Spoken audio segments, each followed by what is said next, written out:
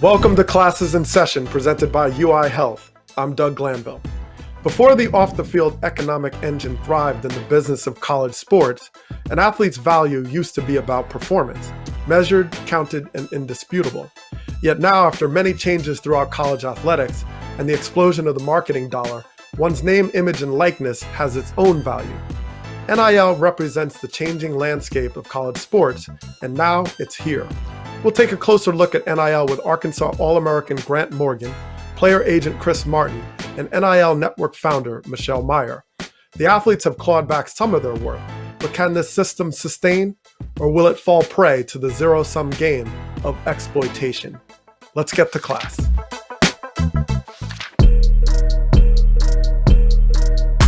NIL is here.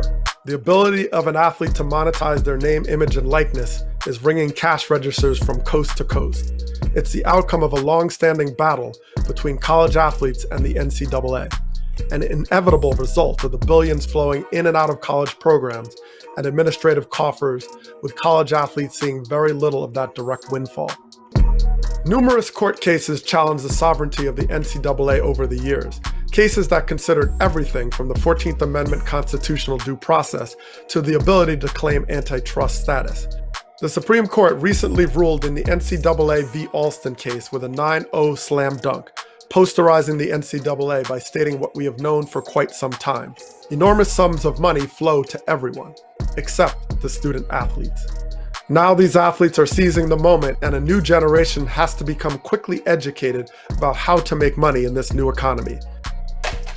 There have already been eye-popping paydays. Bryce Young, a quarterback at Alabama, gained a $1 million deal before he started in a single game for the Crimson Tide. Hersey Miller hit a $2 million payday at Tennessee State, and Fresno State twin hoop stars Haley and Hannah Cavender, a mix of basketball flair and TikTok marketing, broke the ice, establishing a pathway for women to reap the benefits of the system. As with any new system, questions arise as NIL will challenge college sports to consider a new kind of inequity through who gets paid and who does not. Clearly, certain sports will draw in more opportunity, like basketball and football, consistent with where the bulk of the money resided before NIL. But what of smaller sports? College programs often win by having a circular advantage. Once you win, you have the money. Once you have the money, you can build the facilities. With great facilities comes easier recruiting, and with this talent depth, you can build a dynasty.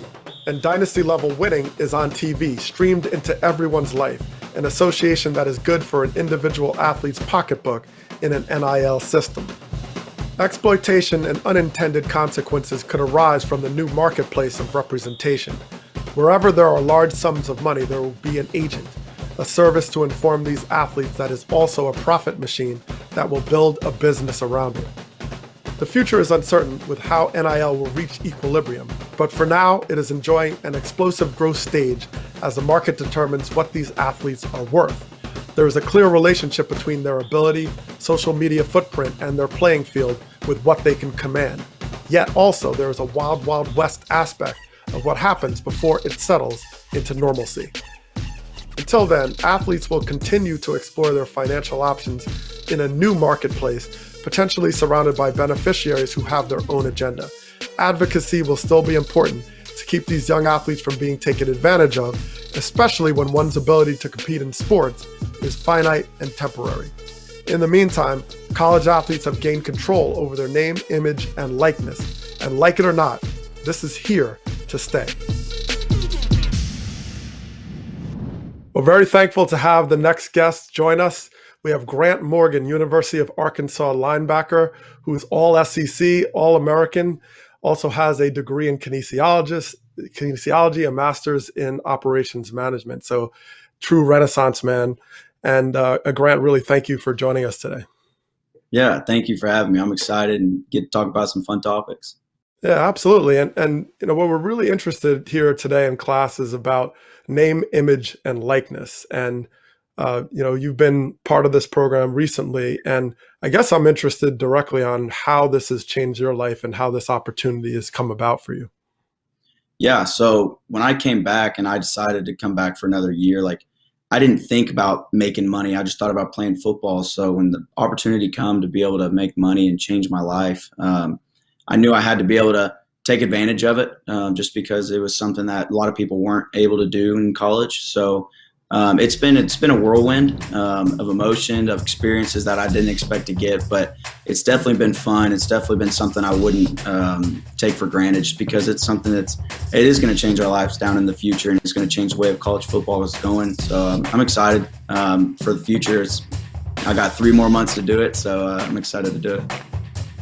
Well, and just to clarify, you were redshirt coming in, and so you had that extra year, and then 2020 provided an opportunity to play into this 2021 season. So as a redshirt senior, were you aware of the sort of timeline where if you finished in 2020, you might not have been in this position? How did that sort of play into your decision? Yeah, so I knew it was a possibility of getting passed. I didn't think it was going to be able to be passed before this season. We thought it was going to be able to be passed in January of 2022. But when it came and when I had to decide and say, all right, maybe this is something that I can take advantage of. So when it got passed, I was really ecstatic about it, just because I knew I made the right decision to come back and be able to take advantage of it. Yeah. So, and just a greater clarification, what are sort of the details? So you have name, image, and likeness, and this opportunity comes your way. How did that come about? Yeah, so Arkansas, where I'm going to school, we have a really good program. It's called Flagship, and they took really good care of us. They taught us all about it. They taught us what exactly is name, image, and likeness. So it's literally we can take profit of our name, our picture of us, and just anything that is relatable to us. So me, my tattoos. So if someone takes a picture of my tattoos, I can make money off of it. So it's just stuff like that. And so they did a really good job on teaching us. They did a really good job on showing us what examples that we can do. So the way that I did it is I hired an agent, a marketing agent, to be able to help me assist this, because I didn't know what was going to happen. No one knew. It was a new world. So whenever I did that, we decided to try to go as many as we can and be able to make it solidify myself with those companies and be able to kind of take a leap into faith and kind of know what we're going to do with that. We'll be right back on Classes in Session with Doug Glanville, presented by UI Health. More with Grant Morgan after the break. Find out why he thinks a strong team culture is even more important in the NIL era. Don't go anywhere.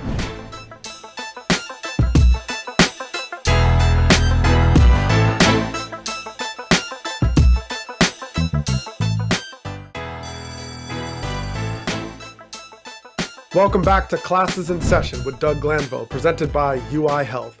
Here's more of our conversation with Arkansas All-American linebacker Grant Morgan. Obviously, your primary mission is on the football field. Give me a sense of the culture shift. You have the landscape where you go back to 2017 coming in, and now here we are in 2021.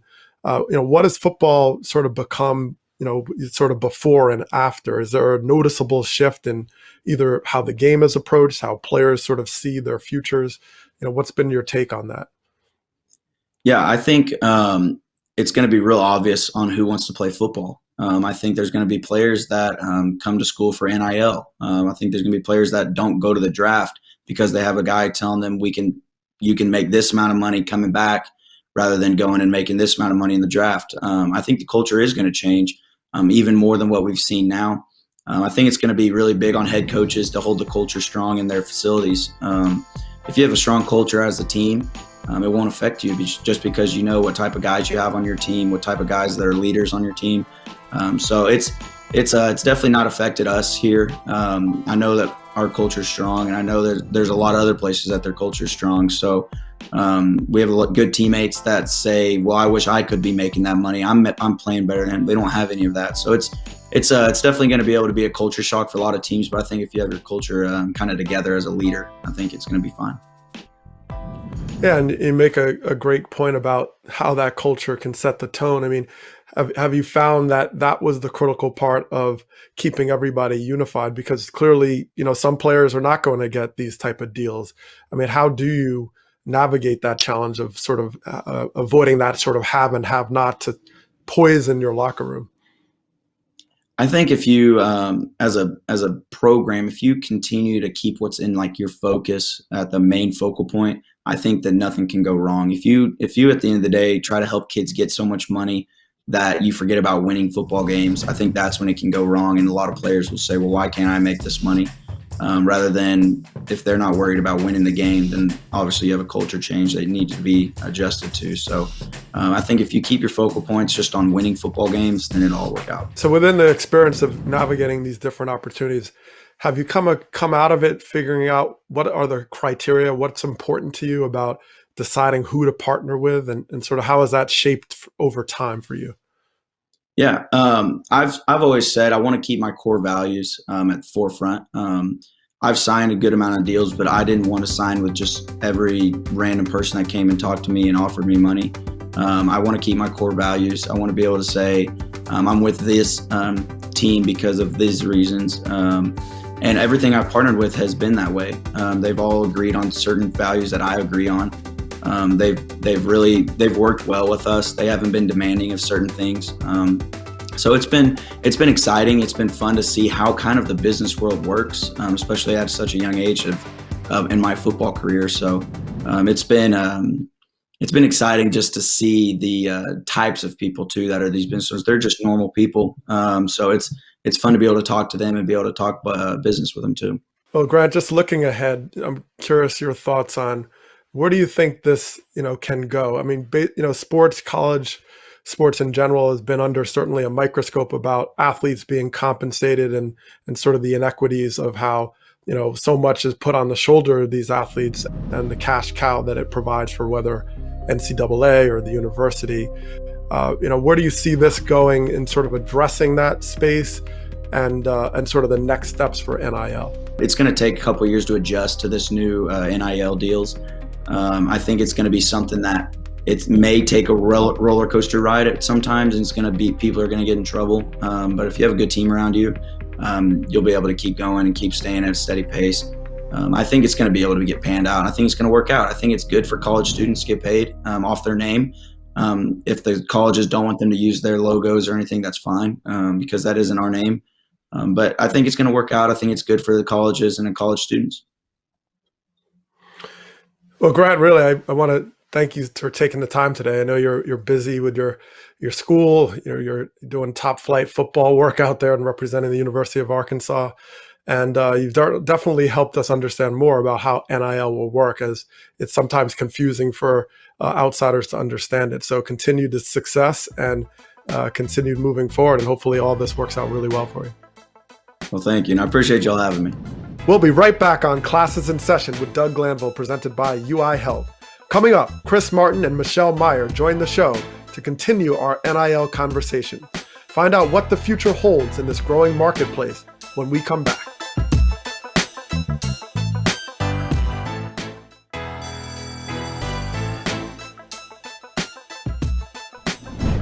Welcome back to Classes in Session with Doug Glanville, presented by UI Health.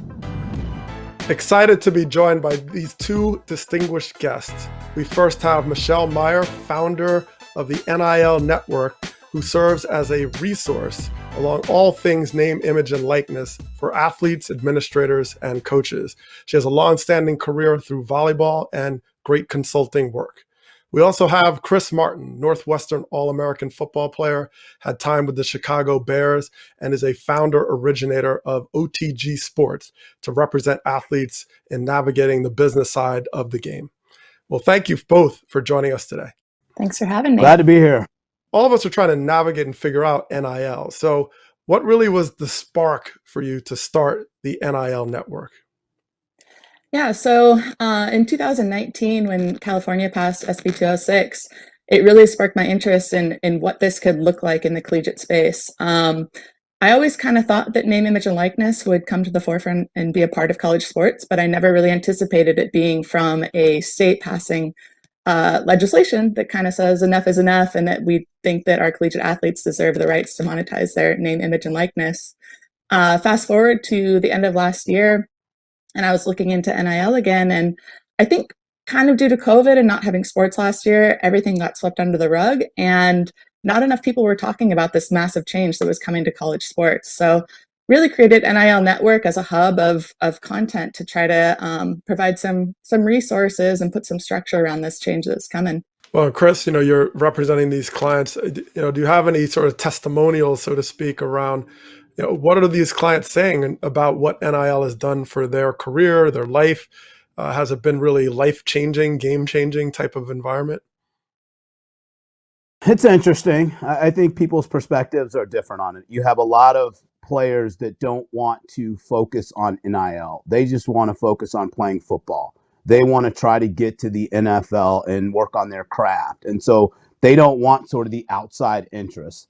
But then you also have some guys that realize, look, there's a lot of people that put blood, sweat, and tears into making this day happen, into creating this opportunity. For my seat, I think this is long overdue. And so I'm glad to see the opportunity.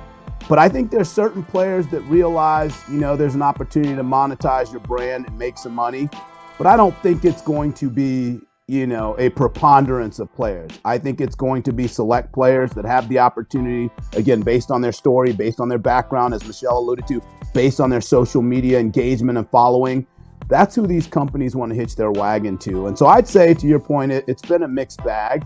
But the guys that we have worked only have four NIL clients right now. They're all very engaged. They're all about the process. They all want to see some sort of return if possible. Michelle, you spoke earlier about, niche sports and how there might be some difference.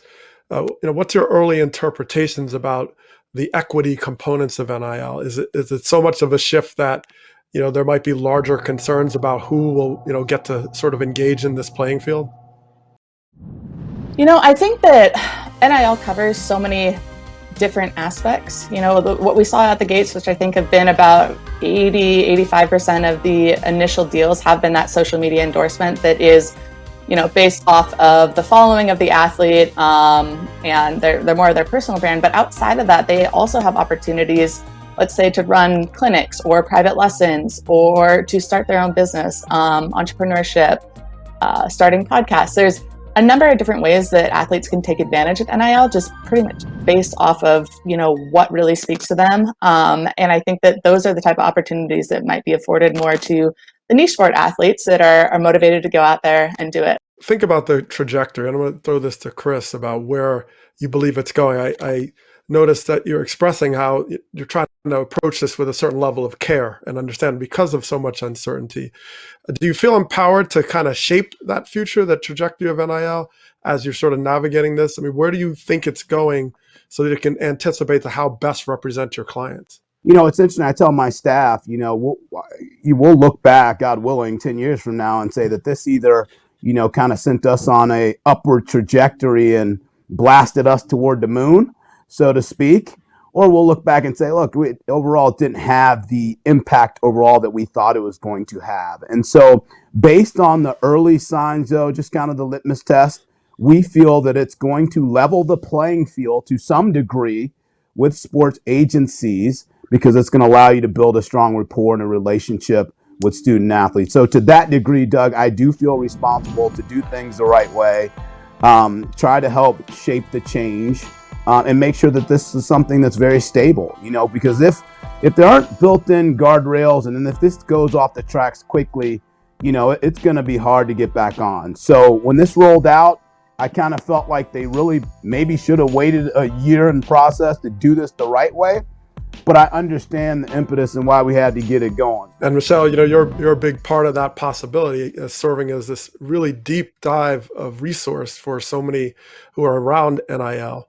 I guess what are you seeing about what's next for this? Where do you think it's going based on your insights? One of the things that is interesting to me is, there actually is nobody who is the NIL police, if you'll call it, or in charge of regulating this. And so it seems every week that we have more and more deals that are coming out that are really pushing that boundary of what is permissible. But at the same time, again, there's nobody that's really in charge of that. And so it's kind of like, I don't know how far this is going to go before, and again, what entity would be pushing back on some of these type of deals. But let's say, there's been plenty of the full team deals, which I would imagine isn't so much about the ROI for a particular company and more about supporting them from a recruiting advantage and saying, hey, if you come here, you're going to get X amount of dollars guaranteed per month, and coaches are starting to utilize that. And I think that that's something that's going to just be very interesting to monitor over the first year. And then another piece that's really come out after July 1st was just all of the new kind of companies, services, industries like within this space that are pitching to student athletes. And one of the things that I really want to create with my website is more of like a rating and review directory that can put some kind of structure around all of these different services, so athletes know, hey, like this company has been doing great work with student athletes in my sport or in my city or whatever that might look like. And then they have an idea of who they can reach out to for help, because I think it's just such a wide open like space right now that it's a little scary for the student athletes. Michelle and Chris, I really want to thank you for your time, because this is so helpful and so insightful. Your work is so important because I'm talking to two people who are, one, representing athletes in this sort of new frontier, but also informing athletes to make sure that they're current with whatever information is available. So this is an important time, a pioneering time.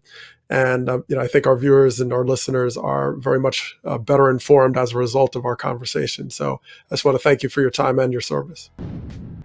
An athlete's name, image, and likeness being owned by the athlete is a new concept. It has arrived with much fanfare, but we have learned that it will remain an evolving system, slowly marching along with new precedents set every day. It was an important step for college athletes to reap some benefit of their critical role in the success of college athletics, to gain back the value that the NCAA and others have capitalized on for so long.